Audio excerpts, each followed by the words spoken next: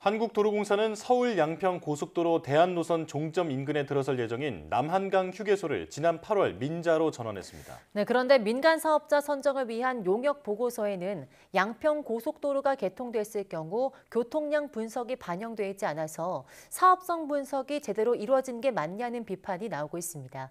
윤혜리 기자입니다. 서울 양평고속도로 대한노선 종점인 강상분기점에서 불과 1km 정도 떨어진 곳입니다. 이곳 6만여 제곱미터 부지에 남한강 휴게소가 들어설 막바지 공사가 한창입니다.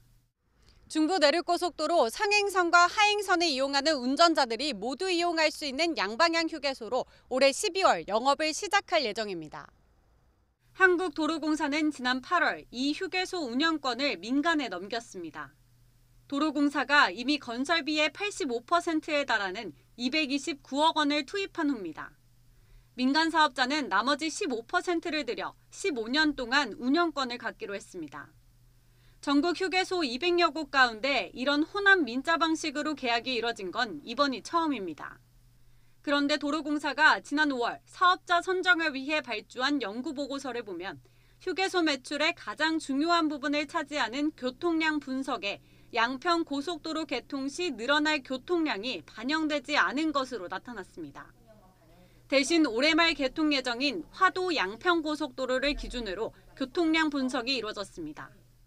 특히 종점이 근처로 변경되면 큰 수익을 얻을 수 있는 상황이었습니다. 그런데 그 교통량을 누락해서 수익성을 과소평가하고 그에 기해서 운영권을 민자 사업자한테 넘겼다면 그런 의사결정은 도로공사에게 손해를 끼치는 배임 행위가 될 수 있습니다.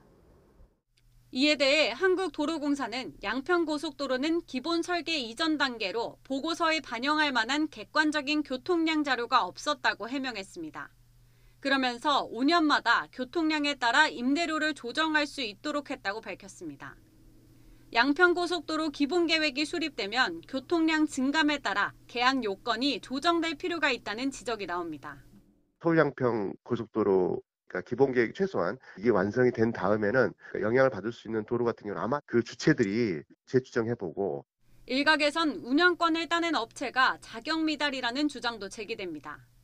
네로라는 휴게소 업체를 꺾고 전국의 휴게소 단 4곳을 운영하는 업체가 최고점을 얻었기 때문입니다. 최근 5년 동안 남한강 휴게소를 제외한 7번의 입찰에선 모두 탈락하기도 했습니다.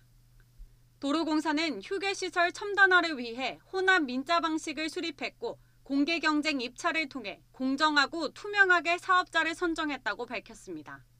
YTN 윤혜리입니다.